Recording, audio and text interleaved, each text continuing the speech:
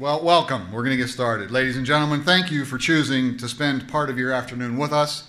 I'm honored to introduce this session to you. My name is Joe Yarzebinski. I am the Senior Program Director at Rural LISC. I joined LISC's Rural Program in 2003. Rural LISC started in 1995, and it works with 60 resident-led partner organizations in 31 states across the country. I am blessed at having the best job at LISC, sincerely. Since LISC is a national intermediary in my job, I get to interact with the CDC agencies we support as well as the clients that they serve. Oh, I get to negotiate loan terms and conditions with the CDC directors, but I get to meet the families that moved into their first homes. And yes, I get to review bundles of paperwork from CDC staff to ensure compliance with funder and federal regulations, but I also get to meet the children at the homework clubs whose grades are now increasing because of what the CDCs are doing. And I get to sit with the CDC staff and devise the alternative plans when our other plans and options didn't quite pan out. But I also get to talk to the seniors who are getting the meals, the young mothers who are getting medical attention for their children, the elderly who are getting safe, secure, affordable, quality apartments, and the list goes on. I get to see the results firsthand. Now, a little quick story. I was introduced to a new self-help homeowner who was working on his house during one of my annual site visits. Our partner CDC told him that Rural LISC had provided money to fund the program. This homeowner reached out, shook my hand, and looked me in the eye and said, "You've made my dream come true." And ladies and gentlemen, I get up with that ringing in my ear every morning when I go to work. When LISC rolled out the idea of building sustainable communities, I realized this was not something new we were taking into our communities. In fact, it was a way of expressing what they were already doing in rural Pennsylvania and across rural America. Sustainable communities was merely the frame for talking about the approach to community development that our partner CDCs had already been implementing. It wasn't something else for us to do. It was the perfect way to talk about what we and our partner CDCs were already working on.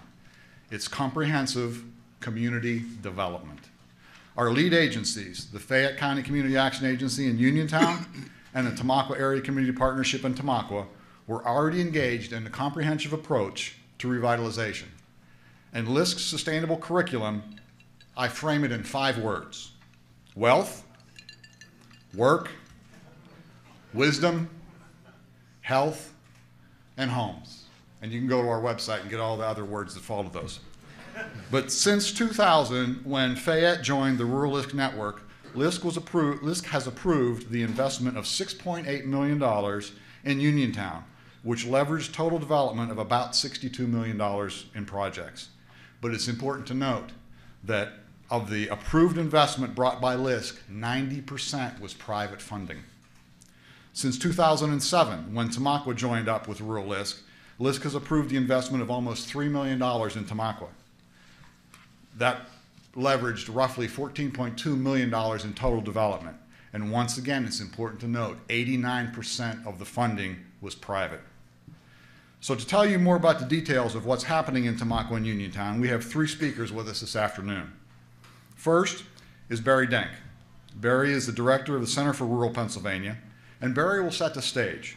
He's going to address the issue of the importance of rural, why it matters, rural America and rural Pennsylvania both. Then Jim Stark, director of the Fayette County Community Action Agency, our lead agency in Uniontown, will discuss the implementation in Uniontown. And then Micah Gursky, board member of the Tamaqua Area Community Partnership, will lead our lead agency in Tamaqua, will discuss the activities that they're being implemented in Tamaqua. We'll take questions after the presentation is complete, and after Q&A, we will make a drawing for the door prizes, and you must be present to win. So, Barry.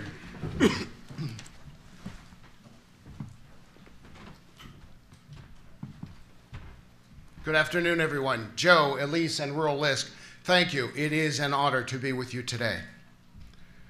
Depending on what part of the country one is from, the definition of rural will certainly vary.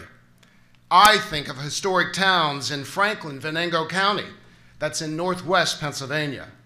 We have family friends in Phillips, South Dakota, who I know certainly call to mind acres upon acres of open space and ranch land.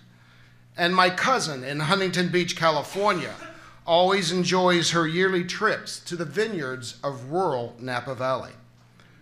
Consider for a moment what has happened when Washington, D.C., and even Hollywood have defined rural.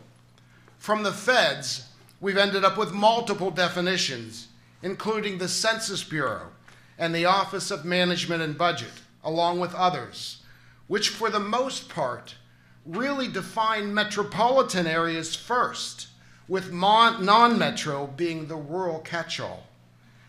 And out of Hollywood, we had an attempt by a major network to redo the old Beverly Hillbillies sitcom as a reality TV show because they defined rural as uneducated and poor. All of this, many would argue, has resulted in the lack of a cohesive framework for national rural development policy, a fragmented investment strategy by the government, the private sector, and the philanthropic community, and a mindset that rural equals agriculture, with the discussion stopping there. Well, this is rural America. It is 3 million square miles and 71 million people. It is Alaska. It is Vermont. It is Wyoming. It is Louisiana.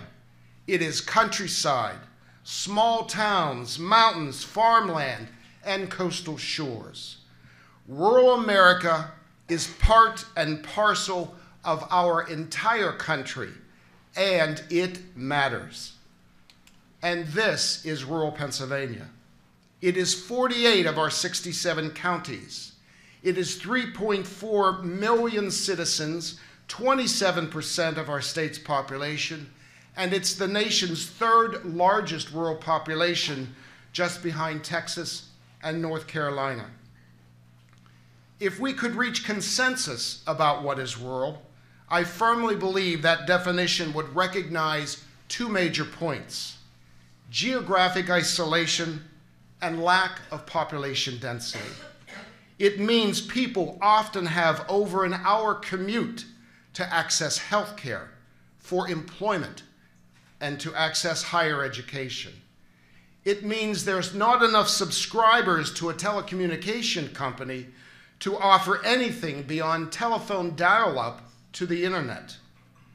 There are major challenges to living in rural America and rural Pennsylvania, and some of them have been long-standing. In many areas of the country, especially Pennsylvania, we are losing our future. From 2000 to 2009, Pennsylvania lost nearly 83,000 young adults between the ages of 25 and 39. Outmigration of that generation results in less civic engagement in community affairs, fewer entrepreneurs, and fewer public servants running for elected office. In addition, it means fewer families. In 2008, rural Pennsylvania had more deaths than births. And the loss of core manufacturing jobs has further exacerbated the disparity between urban and rural incomes. Since 1970, this gap has widened from almost $5,000 to nearly $11,000. Rural incomes from salaries and wages as part of total rural income dropped from 76% in 1970 to 62% in 2008. This means for all too many rural families, they are doing much more with a whole lot less. And it translates into dimes and quarters instead of dollar bills dropping into that Salvation Army kettle during the holiday season. 38% of rural children enrolled in free and reduced lunch programs, and even the closing of a local fire company due to the loss of volunteers and outdated equipment. We all recognize that education is critical for gainful employment and wages. It stands as one of the pillars of Rural LISC's Sustainable Community Program. This map shows the vast areas of northern rural Pennsylvania where there is no physical presence of any level of post-secondary education. For people living there, geographic isolation means no or very limited availability, and lack of population translates into expensive access. But for those of us who work, who live, and who invest in rural Pennsylvania, the glass is never half empty. The past does not have to predict the future. Issues can get turned into opportunities. Adversity is a challenge to be turned into an opportunity. Through a shared vision for the future, inclusive goal setting that is measurable and incremental, sustainable community development can be achieved. For Pennsylvania's economy, one opportunity that has come knocking lies deep below the surface in the form of natural gas. Technology improvements and a national movement to increase energy independence have led to a major expansion in natural gas drilling, affecting 55 of Pennsylvania's 67 counties in just a 2-year period. Most of this is occurring in rural Pennsylvania. A Penn State University report stated that this new gas exploration had a $2.3 billion total value just in the year 2008, resulting in the creation of 29,000 jobs and $240 million in state and local tax revenues. For the nation, a Massachusetts Institute of Technology study released in 2010 projects that natural gas will double its share of the energy market from 20% to 40% by 2050. From its long-standing role of providing for our nation's food and fiber, and now being a major player in furthering our goal of energy independence, rural America and rural Pennsylvania have shown why rural matters, and how the success of rural America is really the success of our entire country. Those successes are rooted in the towns, hamlets, and small cities that dot our rural landscape. They are dependent on the people who live, who work, who play, and yes, who invest in rural America. Sharing this dais today are two people who live, work, have raised families, and they invest their time and talent in their respective rural communities. Their presentations recognize some long-standing challenges, but their messages prove what can be accomplished in sustainable rural community development. Their messages resonate with why rural matters. Thank you.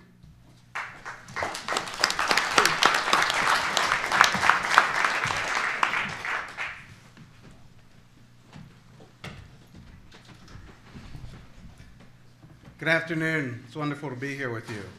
Building a sustainable community in a small town is more than just building downtown and revitalizing downtown and building houses. It is about strengthening our people and our communities to provide opportunities and to deal with problems. I know Micah from Tamaqua agrees that it's also about building effective partnerships. The city of Uniontown, Pennsylvania, located in Fayette County, was one that prospered greatly with the rise of the coal and coke mining industries. The preeminence of Fayette County in the coal and coke industry was based on Connellsville coking coal, the best metallurgical coal ever discovered. The first great mines and coke yards sprang up in the 1870s and the 1880s in a narrow section from Connellsville and Uniontown to the Fairchance-Smithfield area. Later, the coal fields expanded into the Klondike area from Uniontown west to the Monongahela River. New towns appeared seemingly overnight to accommodate miners. Many of them immigrants from Europe, and the county's population exploded. Fortunes were made in the coal land dealing. In the early 1900s, Uniontown had the highest concentration of millionaires per capita in the United States. The coal and coke boom continued through ups and downs through the 1950s, by which time almost all of the large Fayette County mines were worked out. The Beehive ovens, which had reached a total of 28,000 in Fayette County, disappeared as more efficient byproduct ovens took over. Unfortunately, like most mining towns, Uniontown's economy waned during the region's deindustrialization of the late 20th century.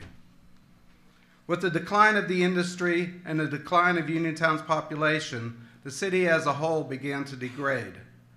Today, Uniontown experiences high poverty, low educational attainment, and high unemployment rates.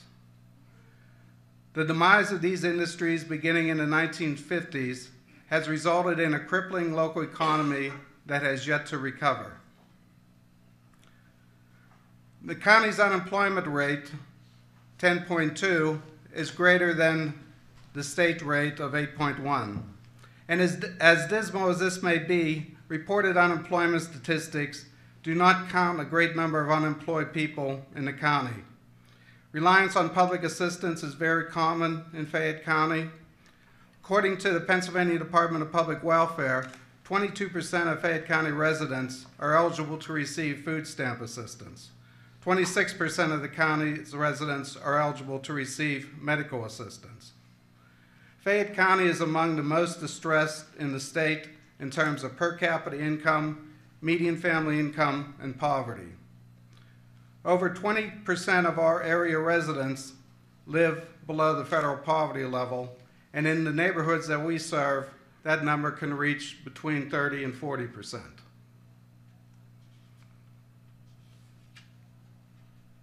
In addition, 32% of the area's children are growing up as the poorest in the Commonwealth. However, against all odds, Uniontown has experienced a revitalization.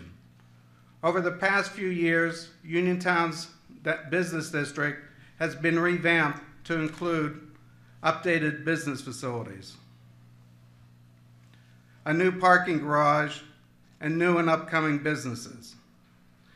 In partnership with LISC, Uniontown was also able to construct a new updated community center in Uniontown's East End neighborhood. The new East End United Community Center has had a huge impact. It is truly the gem of the community. It's a beautiful building. The children love and respect the new environment that they have to learn and grow in. And I feel that the community residents see it as an opportunity for them as well. I think that the new East End United Community Center will help build a sustainable community in that because it is new.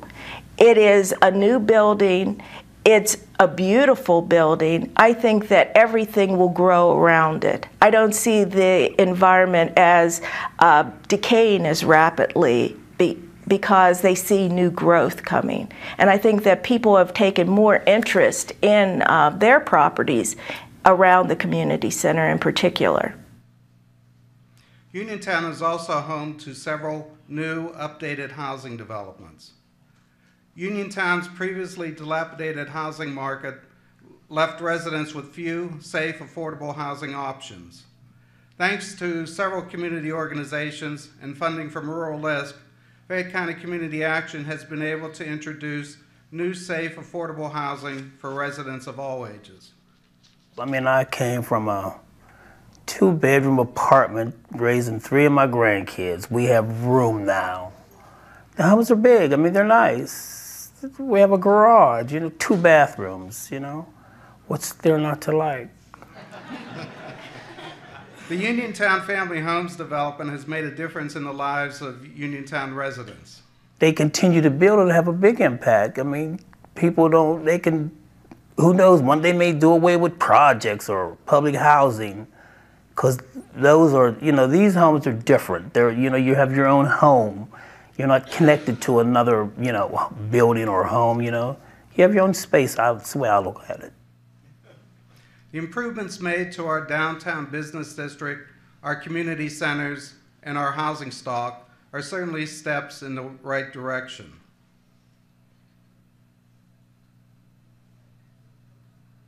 While important, capital investment is simply not enough. There's much more work to be done to keep our youth in the area, to educate them, and to reduce the crime that plagues our community. Our future depends on the quality of education we can provide today. The Uniontown School District struggles with a declining tax base, high poverty, and the 7th worst dropout rate in the state. Uniontown has made significant investments in education, including a new community college center, expansion of business schools and GED courses, renovation and improvements to area school facilities, and the growth of other training programs. Community Action's adult education programs serve more than 350 adults annually, with programs including basic literacy, GED preparation, and adult basic education throughout the community and in the Fayette County Prison. The Community Training Institute offers a 6-week course in certified nursing assistants, which serves more than 100 students annually with a 95% placement rate. REACH, a division of Fayette Penn Economic Development, is the liaison between local businesses and the 6 county public schools and is focused on 3 primary objectives. REACH focuses on preparing and developing a skilled workforce, retaining a skilled workforce, and attracting new residents to the area. Well, Fayette Penn recognized years ago that poverty is a function of education. You know, with a good education, you can get a better job, and a better job, you have higher income, and you can escape poverty. So we began working with local school districts through our REACH program. REACH stands for Reaching Educational Achievement with Community Help. We thought it was very important to put resources to work with our local school districts to improve elementary education, actually the whole K through 12 system, because we found that we had a lot of people that were unemployed that were lacking basic skills needed for successful careers. We could use more resources to support our school districts. In the past, we've been able to secure funds to support professional development, where we're able to bring in national experts in certain areas such as curriculum design, maybe in STEM education, which is science, technology, engineering, and math. And normally the school districts may not have the resources to provide that type of high-level training for their teachers. And through REACH, we're able to get all the school districts to cooperate to send teachers to one central location to provide high-level training. We're successful in establishing a common in-service day for kindergarten sign-up between all the school districts. So those are just some of the examples of where we try to work together with the school districts to bring in resources that they normally wouldn't have to help improve their ability to provide a high-quality education. Within the Uniontown area, there is also a large need for job creation and job training. One particular venture is the Republic Enterprise Center. The Republic Enterprise Center is designed as a comprehensive resource for the development of sustainable food projects and social enterprise for Western Pennsylvania, which will benefit small farms and the working population throughout the region. This venture will result in approximately 30 to 50 new jobs for low-income residents. Currently, the Republic Enterprise Center is home to Robin Cole's Unforgettable Sweets, a cheesecake manufacturing business. Unforgettable Sweets, which is owned and operated by Robin Cole, a former National League football All-Pro linebacker, successful businessman, entrepreneur, dynamic speaker, motivator, and cook. We're looking for a facility to do some business out of, and Republic had this kitchen, the Republic Center, which we call it. I had this kitchen available, and we came in, took a look at the facility, and it just fit perfectly. Not only that, I knew a little bit about the Fayette County area. My wife being from the area, which is Fairchance, I just knew a little bit about the area, and so that was kind of the thing that kind of, I was a little familiar about the area, so it was an opportunity for me to come back, and we considered home here. Inspiring people to focus on the development of human potential and personal effectiveness, Robin addresses thousands of people each year, bringing his unique perspective to crucial areas of business management, leadership, strategy, creativity, goals, and success principles. Through the work of Unforgettable Suites, Robin is committed to the training and employment of low-income residents who live in the area. Well, one of the ways the Unforgettable Suites is helping the local economy is by creating jobs and continuing to try to create jobs by developing business plans and alternative ways of continuing to build our business and increase business as we go. That'd be through also involving sales personnel, involving more people in our kitchen areas, more people in our front office. We're very excited about a relationship that we've been able to develop with Fayette County and working in the area of Fayette County and being able to communicate the way we have with the resources that have been available to help in that part. One of the main things that I wanted to do in coming to this area was to be able to develop jobs, because Fayette County, when we think about Pennsylvania, #1 as far as the most depressed area that are in Pennsylvania, period. And to continue to look at this area and to say, well, golly, well, how can you fit in? How can you, some of the things that you do, how can you make those things fit in? This is one of the ways that we kind of make it fit in. Community action also directly helps individuals earn, grow, and keep their assets through several programs, including the Volunteer Income Tax Assistance Program and tax counseling for the elderly. Last year, for example, volunteers completed over 1,000 tax returns, bringing almost $200,000 back to the county. Community Action also manages the Family Savings Account, which was created to provide an incentive to save towards a goal.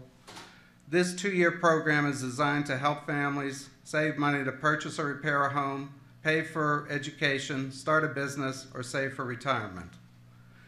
Threshold Housing Development Corporation, a partner, has worked to provide safe, affordable housing for families in southwestern Pennsylvania.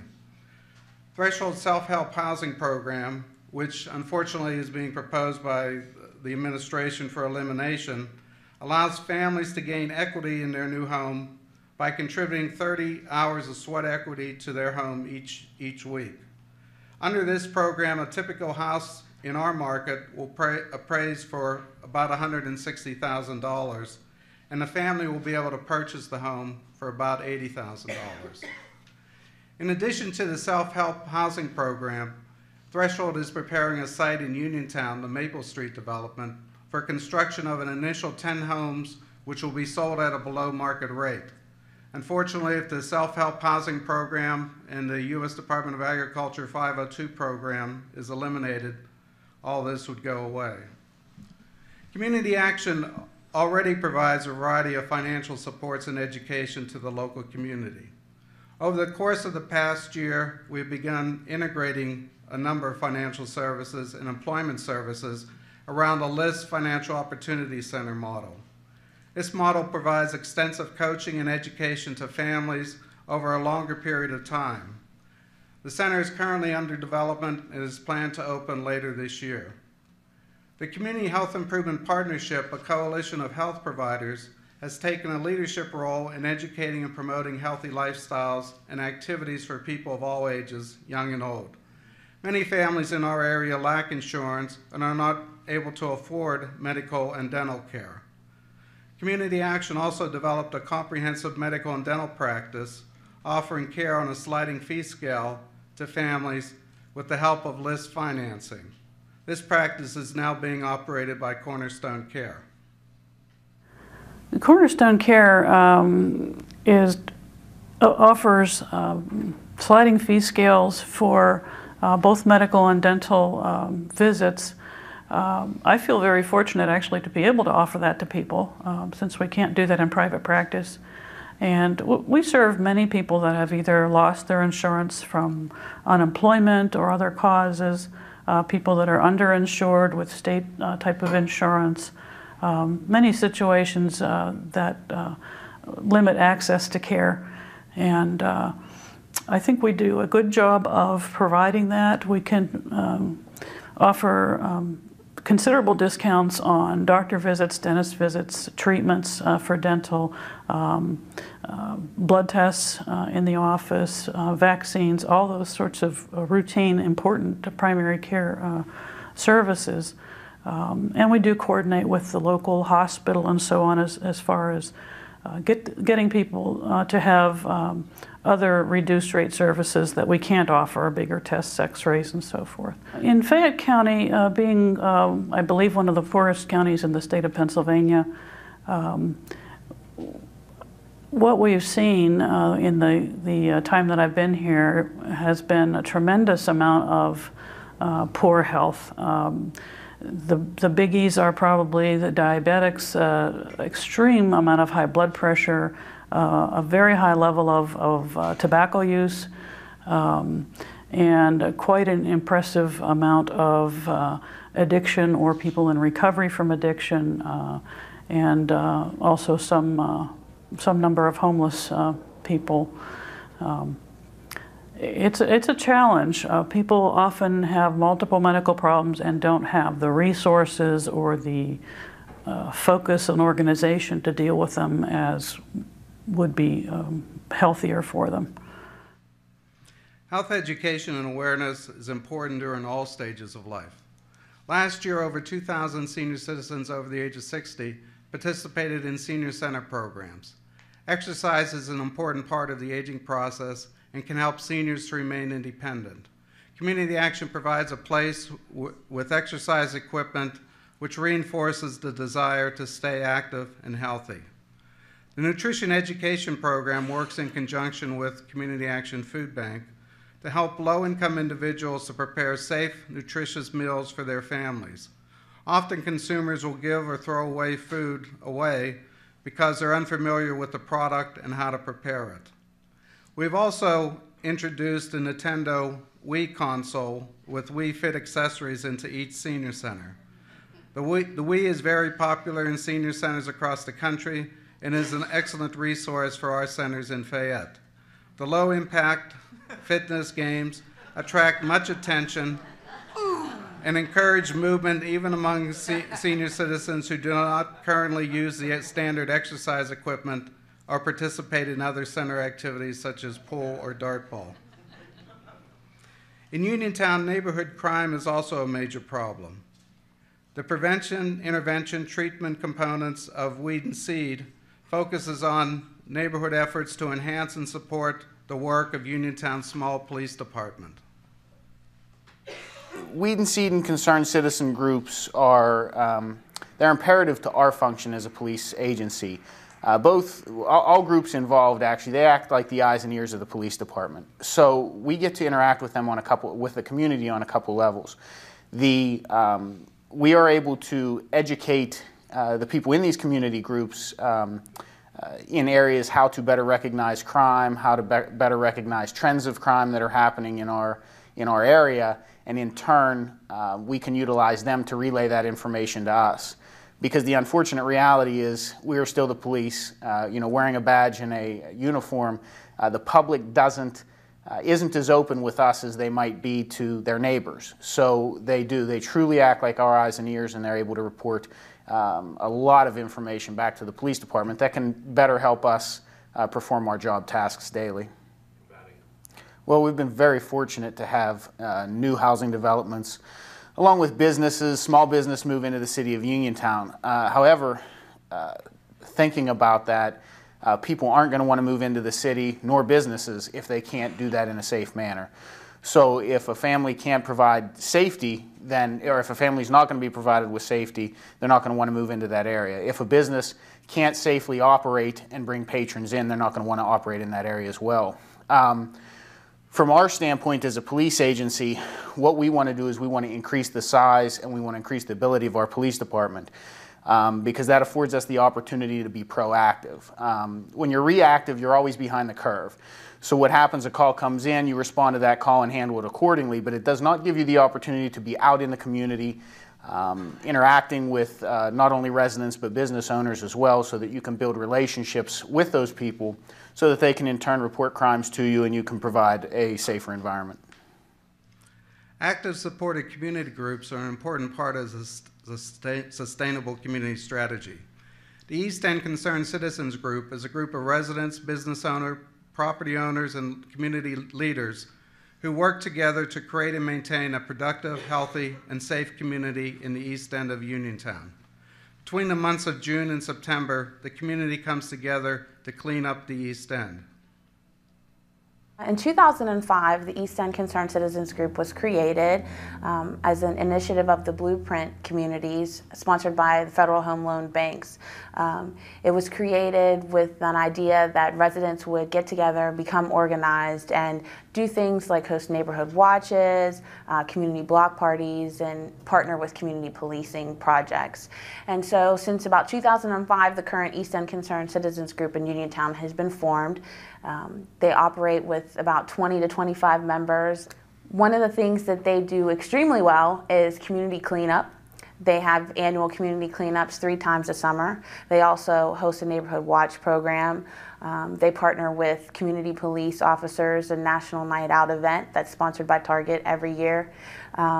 They do a lot in the community, and they also partner with the East End United Community Center to make sure that great educational programming is offered to children in the area. The formation of the Gallatin Avenue Area Concerned Citizens Association is an outgrowth of meetings held to develop a neighborhood revitalization plan, the Elm Street Plan. The state approved the plan and designated the Gallatin Avenue neighborhood as an Elm Street community, which provides the funding to hire an Elm Street manager and for community improvements. Gallatin Avenue Concerned Citizens and the Redevelopment Authority of the City of Uniontown have been working together to revitalize the Gallatin Avenue neighborhood. This includes securing funding for extra police equipment and staffing, demolishing vacant and dilapidated buildings, holding community events like car shows and the Gallatin Avenue Pumpkin Festival, and supporting the construction of new housing and a community garden. As a young person who is, a young professional in the community, I was born here, I was raised here, and I don't plan to leave. I see that it's very important that we take stock of what's going on in the community and that we do our part to make it a safe and viable community for future generations. As a parent, I want to make sure that there's great educational programming offered for my child. I want to make sure that other children have the same opportunities that all children in all communities should have. So when the efforts are driven by residents, their voices are heard and their needs are met. Sometimes when we have folks in political offices making decisions without thought to the resident and how it'll affect the resident, that's not the greatest outcome. So when it's resident driven, good things can happen.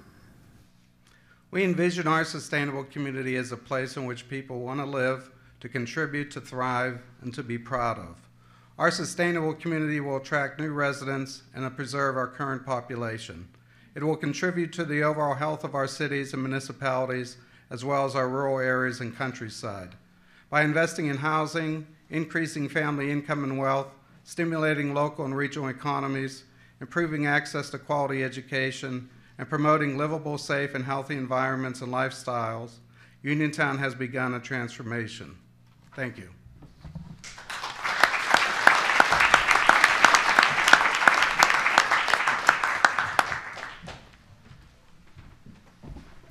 Hi, I'm Micah Gursky. I'm from Tamaqua. When I was growing up in Tamaqua, the old-timers would always talk about the good old days. They would talk about when there were plenty of jobs at the railroad and with the coal companies, and when the downtown was bustling on a Saturday night with shoppers and movies and excitement. They would talk about Tamaqua like it was a place that was very far away, both in time and vitality. Well, I grew up in Tamaqua in the 1980s, and I can tell you I don't remember any good old days. When I was graduating from the Head Start program, Tamaqua had double-digit unemployment, and the Tamaqua Railroad Station, which sits at the heart of our community, much like the rest of our community, was abandoned and falling apart. By the time I was part of the free lunch program in the elementary school, Tamaqua had torn down an entire block of our community because it was blighted and falling down. The downtown theater, where I saw Star Wars, literally collapsed, eventually taking the unemployment office with it. Even the local newspaper and my local neighborhood school were collapsed or torn down. And when I was in high school in the 1980s, was it any wonder that teachers and parents and grandparents and friends were telling yet another generation of people from Tamaqua, including me, to get out, to go get a good education, and to go make something of yourself. Someone not from Tamaqua actually wrote an editorial saying that Tamaqua was the dirtiest, ugliest town they had ever seen. They didn't like driving through it, and they really couldn't understand how anybody could live there. After declining steadily since the 1920s, it's no wonder that Tamaqua had lost half of its population. We had 25% unemployment back in the 1950s, and is just another unknown and forgotten community in a long list of rural and urban neighborhoods and communities that were simply no longer desirable places to live or do business. But when I graduated from Princeton in 1995 and I returned to Tamaqua, my family scoffed and said I was out of my mind. The community, like so many others, when faced with major socioeconomic forces that were beyond local control, was doing what many others do. We were fighting amongst ourselves, protecting organizational turf, blaming anybody we could, and our community development strategy was much like hospice. Let's just minimize the pain as we head to an inevitable end. It was at that point that Tamaqua, having just about hit rock bottom, began to change. With partners like Barry Benk's Center for Rural Pennsylvania and others, Tamaqua realized that what was happening in Tamaqua was not unique. Not only were other rural communities going through what we were going through, but also the challenges that we face in a densely populated community of 7,000 people are startlingly similar to what urban neighborhoods face. I distinctly remember being wet behind the ears and listening to the LISC presentation in Harrisburg in 2000 when the Rural LISC Pennsylvania initiative kicked off. This was years before Tamaqua was officially designated as a sustainable community demonstration site. I even kept the hat. You see, 1995 wasn't just the year I graduated from college, it was also the year that LISC launched their rural program. I remember sitting in the Harrisburg Hilton, hearing about an organization that helps local communities with their initiatives, and they were going to help rural communities too. So Tamaqua, not knowing any better, began the tremendously hard work of comprehensive, integrated community development, where we learn and we share with other communities in what we now call sustainable communities. What was and continues to be clear is that only a genuinely comprehensive approach was going to work to address Tamaqua's declining real estate values, our high unemployment, our high elderly population, our loss of traditional jobs, our eroding neighborhoods, the loss of our historic resources, and declining recreational facilities. When everything needs to be fixed, Sustainable Communities says that no matter how rich or how poor, no matter how rural or how urban, how declining or growing, whether it's professionals or volunteers, even in unknown little coal towns like Tamaqua, you can get back on the right track by working in 5 areas: the economy, education, the physical environment, health, and family wealth. And more importantly, that these 5 areas of the community are critically dependent. In Tamaqua, our Sustainable Communities Plan includes efforts to improve our southward neighborhood with improving pedestrian access, demolishing blighted buildings, and improving our neighborhood park, which serves as the center for neighborhood life. Resident Kathy Kunkel and Tyler have seen ups and downs of their neighborhood. For them, sustainable communities just means that their neighborhood is becoming a better place. There have been a lot of changes in the South Ward over my lifetime. The Tamaqua Area School District constructed a high school there, and recently they added a middle school to it. We have a very active volunteer fire company. The Lehigh Carbon Community College has actually constructed a campus right in the middle of our ward, but the crown jewel of the South Ward is our playground. Well, the playground has a very big role in the lives of the South Ward because they do a lot for the kids and there's always people there. Well, there's activities like there's a block party, there's fun day, there's free lunch program, there's a bunch more. There are a lot of things that have changed in the South Ward, and in the future we would like to grow on those changes. The community college is going to expand to a 4-year degree. Our playground is currently undergoing a massive renovation project. We are constructing a community center and totally redoing that. We have a community pocket park that we're working on next. And what we'd like to do is get rid of the dilapidated derelict buildings and make it a better community. Sustainable communities in Tamaqua also means improving access to education, with the construction and opening of a community college branch campus right in the Southward neighborhood that offers 2-year scholarships for any Tamaqua High School graduates.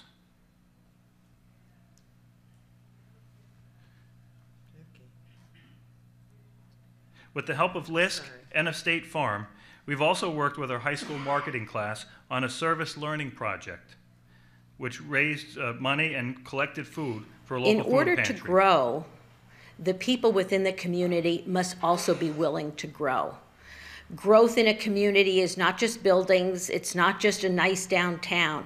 It's giving the people that live in that community the opportunity to grow and the opportunity to really be part of the growth of the community.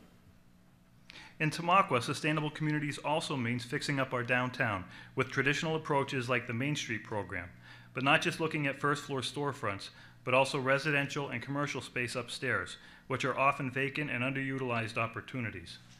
With LISC's help, Tamaqua has developed and is implementing a real workable strategy to make the most of the hundreds of thousands of square feet of vacant and underutilized space in our downtown's upper floors. And this strategy includes live-work space for professional artists looking for large but affordable space.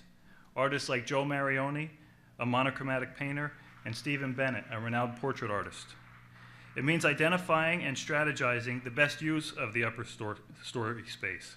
Ken Dunkelberger, who is a lifelong resident of Tamaqua, is a new volunteer that has been attracted to Tamaqua's Sustainable Communities approach.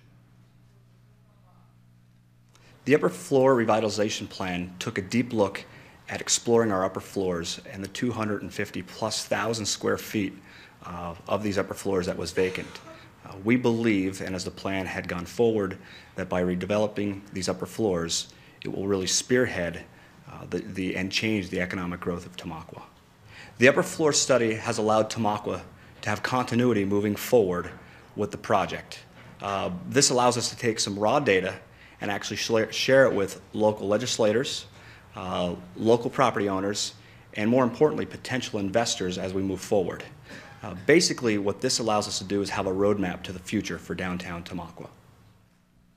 For Todd Miller of the family-owned downtown hardware store, sustainable communities means looking beyond retail and developing residential and commercial units on the upper floors downtown.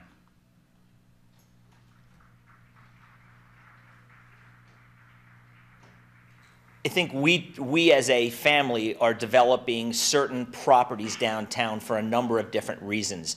One of the reasons are our business is in this downtown, and we want it to survive. We want our business to thrive, and we looked at it as an opportunity that we had to help develop first as well as second and third floors in the area to help our customer base, as well as to help the appearance of the downtown. We also see a specific need in our area for the type of renovations that we did in our second and third floors. Some of them are commercial space, and some of them are higher-end residential space. And there is definitely a need for that in this town, as well as I assume many other downtowns. So we have a heart for the community, and we want to continue to develop the town for the community. And we also would like it to be something profitable for us. I think improving downtowns are important to our business as well as any business that is going to thrive in that area. In order to have our business thrive, we need a draw into this downtown area. We have to be aesthetically pleasing, our business as well as the entire downtown. We have to have the types of businesses that a customer wants to support. And so in that, it's very important for the whole downtown to survive and thrive. And with that, we'll be able to survive and thrive in a small business like we have. Tamaqua's strategy also focuses on reusing our existing and our historic buildings. Buildings like that train station, which was restored by volunteers after a 20-year effort. The station is now where Bill and Cheryl Belts operate the restaurant at the station. Cheryl was downsized out of a job when a national company bought a local manufacturing business where she worked. And Bill turned to the restaurant industry when the coal company where he worked couldn't provide steady employment.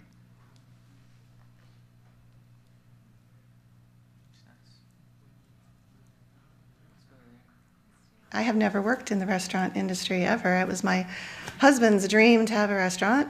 I am a marketing person, and I worked for Rubbermaid Commercial Products, who bought out a local company in nearby Pottsville.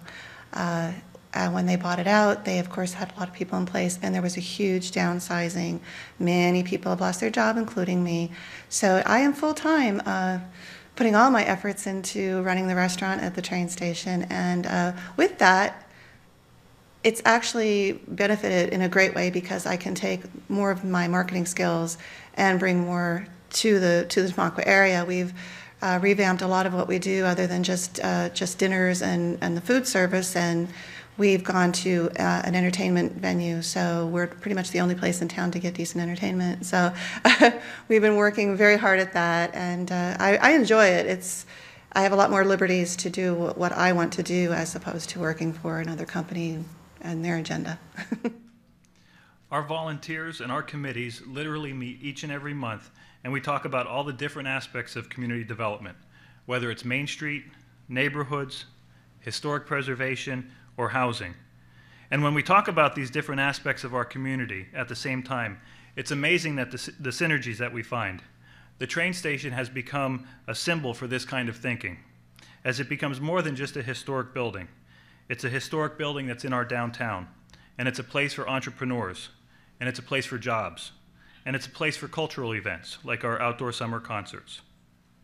With LISC's help, we created that same synergy at the abandoned boot and shoe factory, which is just 1 block from my house, where we partnered with another LISC CDC and used historic tax credits and housing tax credits and the help of the National Equity Fund to create 14 new affordable housing units. With LISC's help, we are making a second phase with 12 units in the adjacent building. One of the exciting new community development arenas that the Sustainable Communities Program has opened to Tamaqua is community health and healthy living. Both rural and urban areas have access to care issues. The difference is in urban areas, they have medical specialists, but there's long waiting lists, where in rural areas, they have the access to care issue where there's no specialist. So then they must travel to the urban areas, which most often long distance travel times of 30 to 60 minutes. There's no public transportation to get them to the urban areas to see the specialist. Also in rural populations, there tends to be more socioeconomic factors that affect health status, high poverty rates, high unemployment rates, and also rural areas tend to have more chronic disease and substance abuse problems along with mental health problems. Since adding health and recreation as a priority area, Tamaqua has partnered with our local hospital, St. Luke's, on a Tamaqua Community Health Assessment on diabetes outreach and education, and we're using the newly opened rural health primary care clinics as the platform. The Tamaqua area needs assessment indicated several findings. One, that Tamaqua has high chronic disease rates, specifically hypertension, diabetes, asthma, and mental health illness. Also, access to care is a problem, specifically for medical specialists, dental providers, and mental health providers. There is also high substance abuse rates, including tobacco use, and also high obesity rates. And you want to know something that I think is really cool? Because when we start talking about the different parts of Sustainable Communities framework, and we start talking about them as being interrelated, we start to see where there are gaps, but also where there is opportunities to work together. For example, our CDC was having a really tough time tackling the building family wealth part of the Sustainable Communities Program. But with partnering with a local organization, the Salvation Army, they just launched a training program to help people improve their personal financial management skills. Well, the Salvation Army is known for helping people in need. And we also feel like we have a social responsibility in empowering people as well. And over the years, we found that there has been a great need for people to overcome debt in our society. And so we researched some programs and found the need is here. It really made us step back and realize how challenging but important that one-on-one work is with individual families and family businesses, not just to the family, but the entire community. The training is great, and it's changing people's lives. Well, the financial piece program has helped us very much. And we're coming back for a refresher course this time also. And we've gotten to actually shred 3 cards up, so we're in better shape now than what we were in when the program first started. I probably shouldn't admit this, but there really is nothing particularly special about Tamaqua. We're just like thousands of other towns and neighborhoods who face extremely difficult challenges. But what sets us apart, and what will give us a chance to succeed when others may not, is that we have genuinely embraced the sustainable communities concept as a way to address the incredibly diverse but interconnected issues that we face. Some people might find it very odd that a small, rural, and Republican community like Tamaqua can have anything in common with our large urban counterparts in cities across the country. But I can tell you from the time that we've spent exchanging ideas with urban areas facing similar issues that we have a heck of a lot in common, and there really is something to this sustainable communities idea. Now, Tamaqua may not mean much to most people, but it's my home, and it's where my kids are growing up. And just like Jim from Uniontown, and just like you, we care about our neighborhoods, and we love that there's a LISC out there to help people who care about their corner of the world. Thank you. Rural LISC's comprehensive approach to community development, a strategy we call Building Sustainable Communities, accepts the challenge to tackle more than just affordable housing. We also deal with education, economic development and jobs, family wealth building, and living a healthier lifestyle. Rural LISC's Pennsylvania initiative is one of 11 original demonstration sites established to create the positive environments needed to ensure that residents of varied incomes are provided opportunities and tools to build assets, participate in their communities, and become part of the nation's mainstream economy. There's nothing wrong with coming from a small town, but change can't happen if you leave. It's really important that we don't forget about the small town America. I think small towns are still the heartbeat of America. I think small towns and rural areas are important to our nation's economy because they are actually the backbone of the nation. They're the backbone of community. It grows and builds its way up to the big cities. Without the rural, small town communities, there would be no big cities. I know that a lot of urban dwellers probably don't realize that they're, when they turn on the lights, that's because someone went into a coal mine. In order to get this country back to where we need, I believe that starting at the small town local level is very important to build that foundation and moving forward. Small towns and rural areas are really the heart and soul of our national economy and of our country as a whole. They are the ones who can help the country grow. I think small towns and rural areas are very important to our nation's economy. What runs Pennsylvania is the small towns. Investment into those small towns is vital to keeping people employed. And how many local factories were throughout this country in small towns? And you hear of so many where if this factory leaves, the whole town goes under.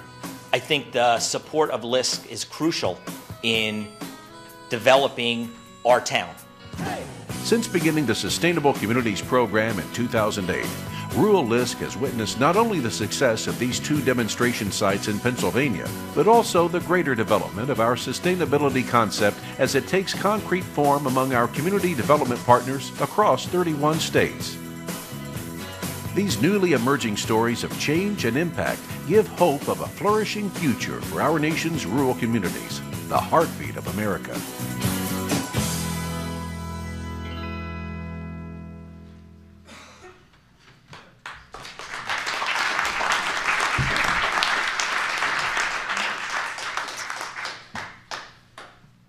Any questions? Do you want us to go to the mic? Yes. Please, yeah. Or we can repeat it. I'm Eileen Fiegel with the Institute for Comprehensive Community Development. Thank you for the presentation. One comment and then a question. My comment is, I never lived in a small town, so I really appreciate the comment you made about the similarities of the challenges in some of these small towns with some urban areas. I think that's something we don't think about.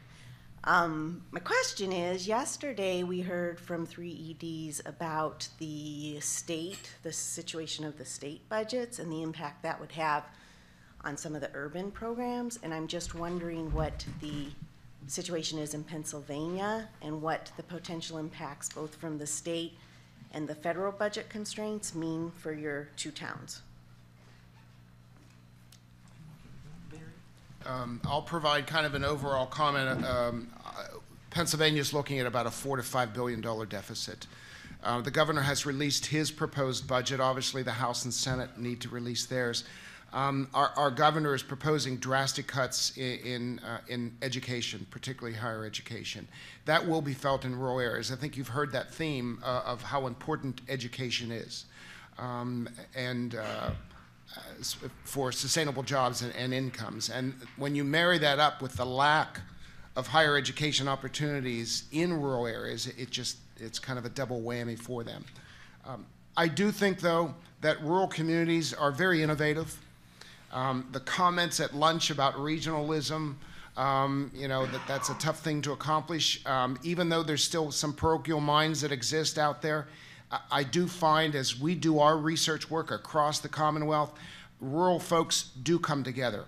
Oftentimes, in times of catastrophe or disaster, it does bring people together, and these are disastrous times in terms of budgets. And so I do think that rural folks, and hopefully everybody, will become much more innovative and think about ways to get some things done. But there is money in rural Pennsylvania.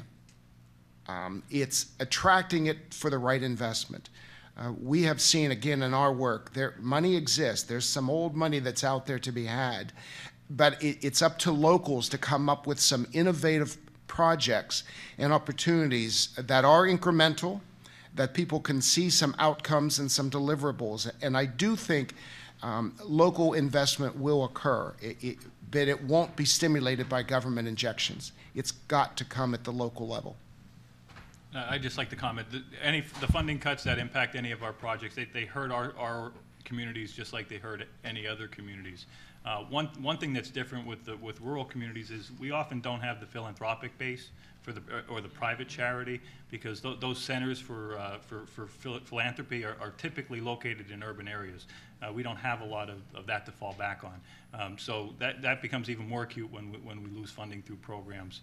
But the funding programs, funding budget cuts hurt everybody, from municipalities to CDCs to small communities, large communities. I think it's pretty much across the board.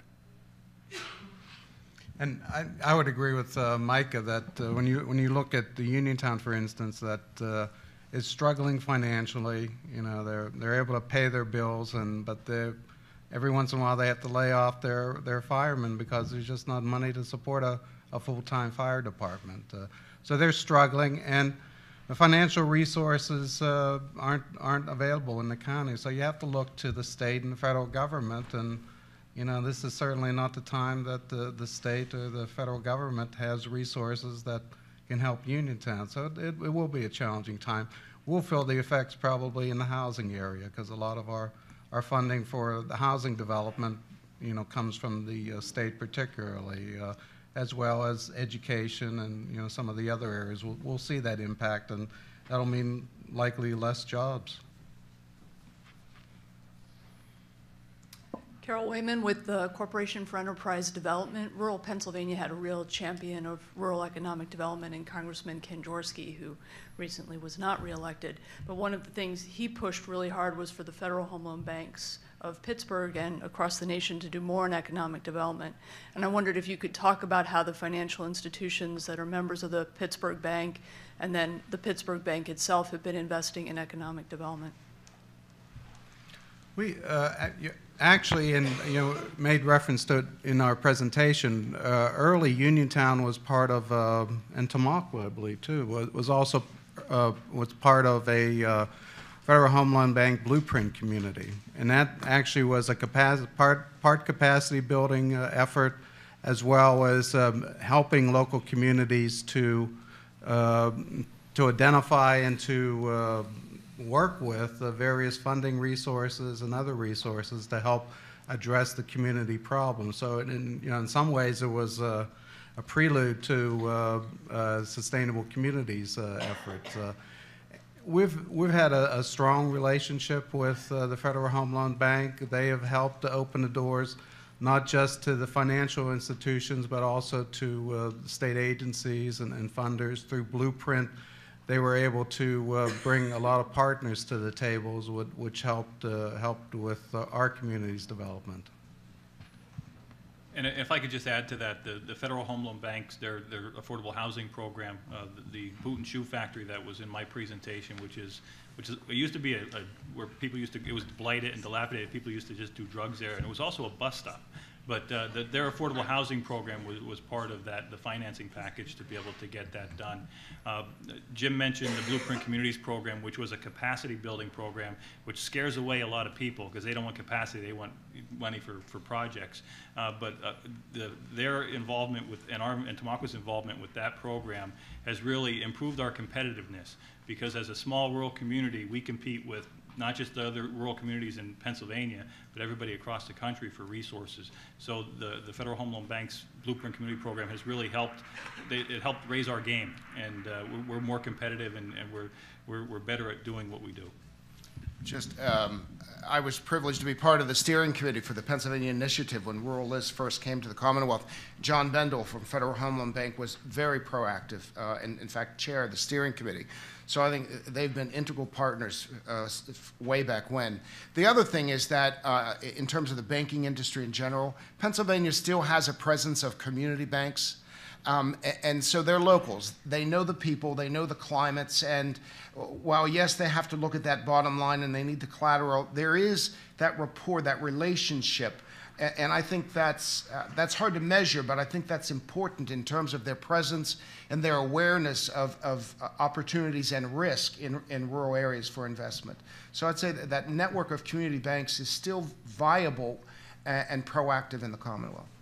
And it was our relationship with John Bendel and his staff at the Federal Home Loan Bank that introduced us to Tamaqua. Yes, ma'am. Hi, I'm Jamie Gaudier from Philadelphia LISC, and I just wanted to echo the comments that were made earlier about the commonalities between the issues in rural areas and in urban areas. And in my opinion, it's not so much about urbanism versus investment in rural areas. I think it's more about supporting families wherever they may choose to reside. And so beyond just addressing the fact that we have these common issues, I wanted to encourage us as LISC and as community partners to take the next step of not only realizing the commonalities, but in taking the next step to rallying around those common issues. So, one instance is the example of education. So the cuts that Governor Corbett is making or is planning to make in the area of education is going to affect families and children in Philadelphia, just as it's going to affect families and children in rural areas. And so I know that we do some of this work through the great work that Julie Stewart is carrying out, but I just want to encourage us to do it more and to work together more in that arena. So, and great presentation. Come on up, Ron. We've been waiting.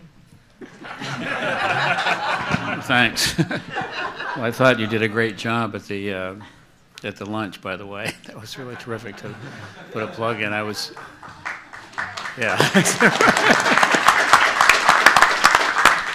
Just going from there.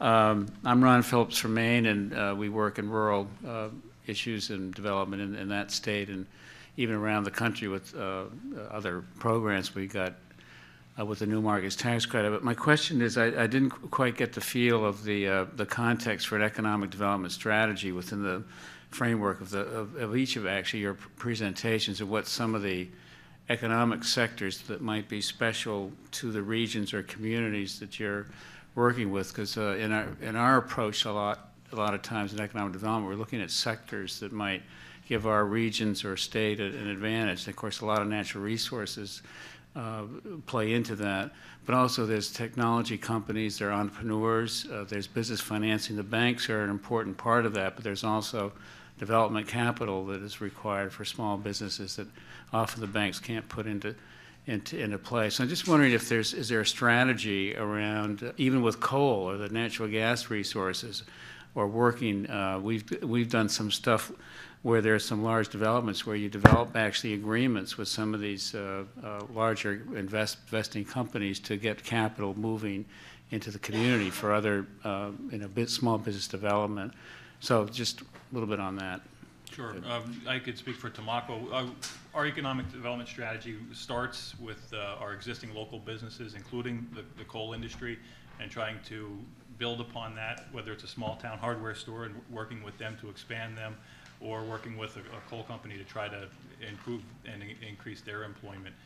But also just trying to find the niches, boutique manufacturing. Tamaqua never been boutique anything, but they call it boutique manufacturing, where it's a smaller scale manufacturing where it's highly specialized and has a very small market, but the demand is there.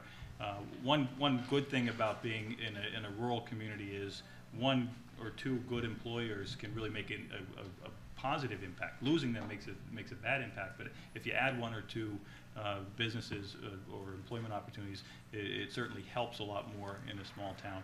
Certainly healthcare is still a big part of our local economy, and we still have quite a bit of manufacturing and plastics and things like that. And what we try to do is we try to build upon those, whether it's expanding existing businesses or trying to work with them on some of their either vendors or also their customers.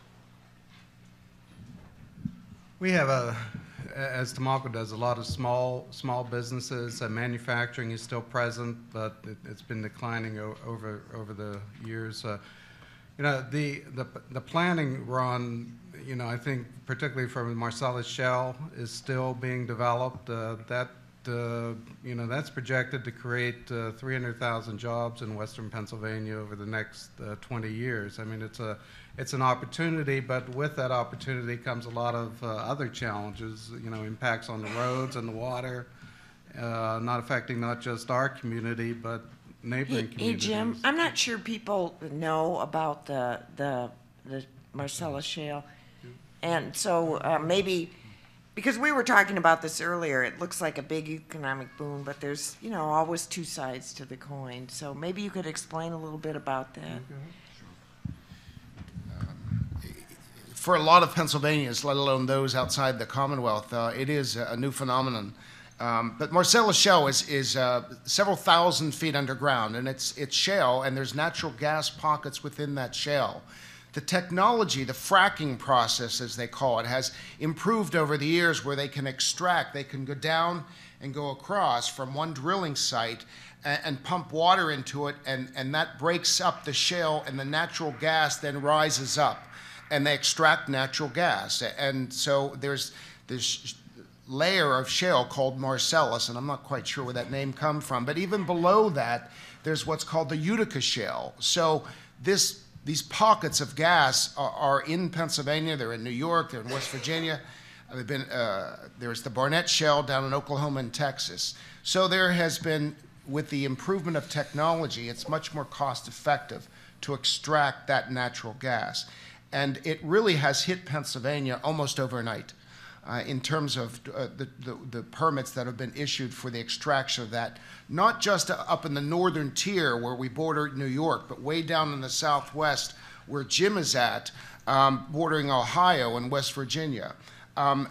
There are obviously concerns about that impact on the environment, on local situations, and there are efforts in place now to take a look at that and mitigate some of that. But the reality is that the gas is there and it is being extracted, and it is generating wealth in Pennsylvania. And for a lot of rural folks who were land rich and cash poor, that has turned around for them. And so property rights is critical in Pennsylvania. So to deny somebody that right because of some concerns, it's a balancing act. But Marcellus Shale is really generating wealth in rural Pennsylvania, not just for the big gas companies, but it is generating wealth for those Main Street businesses who are now packed for meals, for lodging purposes, for local car dealerships, even for the workforce. Initially, a lot of the workforce was imported in from Texas, Louisiana, because they had the skills to get things up and running.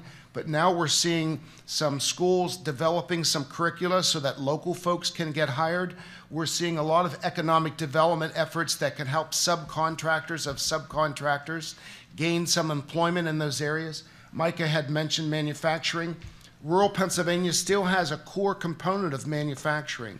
And so there's technical assistance being provided to those businesses to get them up to quality standards so that they can be suppliers to the drilling industry and buy that product locally and get more wealth shared and created at the local level.